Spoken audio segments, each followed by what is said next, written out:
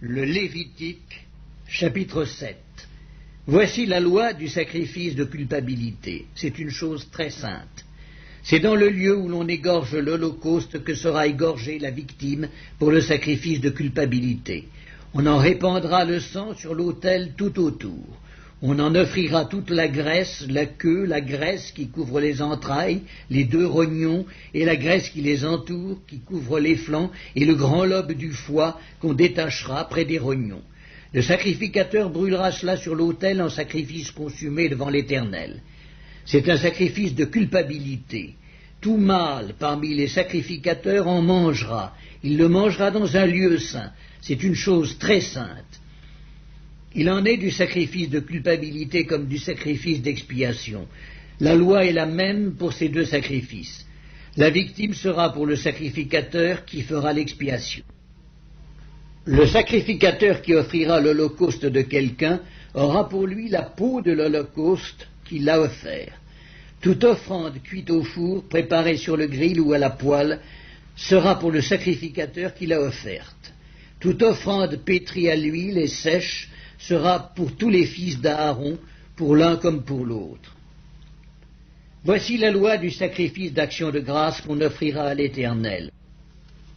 Si quelqu'un l'offre par reconnaissance, il offrira avec le sacrifice d'action de grâce des gâteaux sans levain pétris à l'huile, des galettes sans levain arrosées d'huile, et des gâteaux de fleurs de farine frites et pétris à l'huile.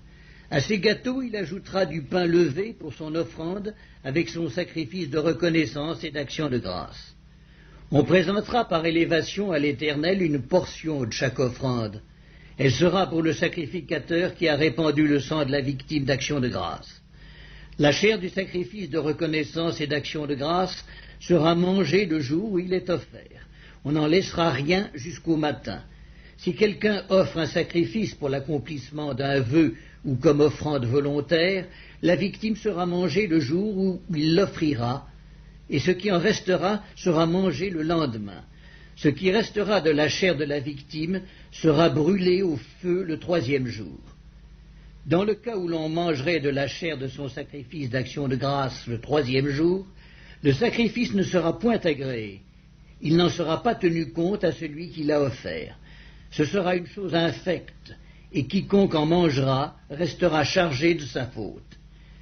La chair qui a touché quelque chose d'impur ne sera point mangée, elle sera brûlée au feu.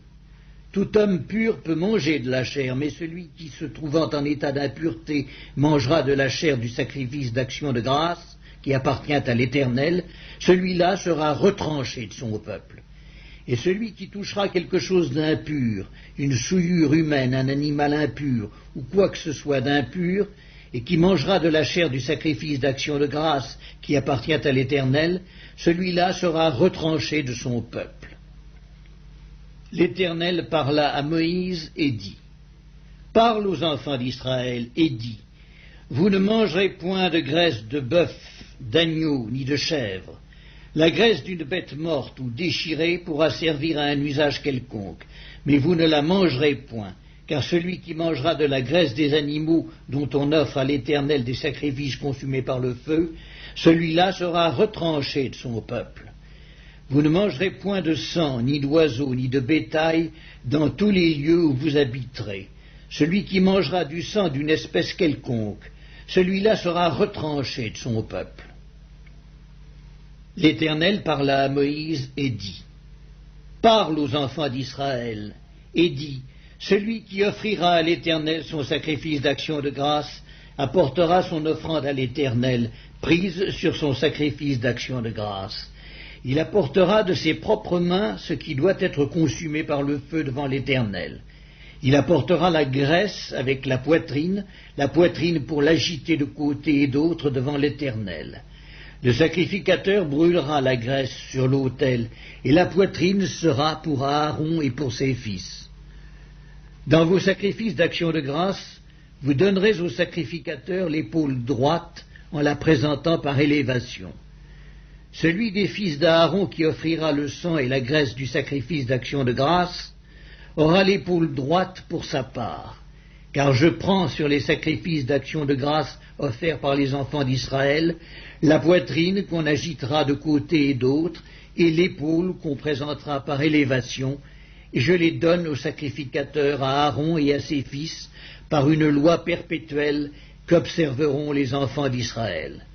C'est là le droit que l'onction d'Aaron et de ses fils leur donnera sur les sacrifices consumés par le feu devant l'Éternel, depuis le jour où ils seront présentés pour être à mon service dans le sacerdoce. C'est ce que l'Éternel ordonne aux enfants d'Israël de leur donner depuis le jour de leur onction. Ce sera une loi perpétuelle parmi leurs descendants. Telle est la loi de l'holocauste, de l'offrande, du sacrifice d'expiation, du sacrifice de culpabilité, de la consécration et du sacrifice d'action de grâce. L'Éternel la prescrivit à Moïse sur la montagne de Sinaï, le jour où il ordonna aux enfants d'Israël de présenter leurs offrandes à l'Éternel dans le désert de Sinaï.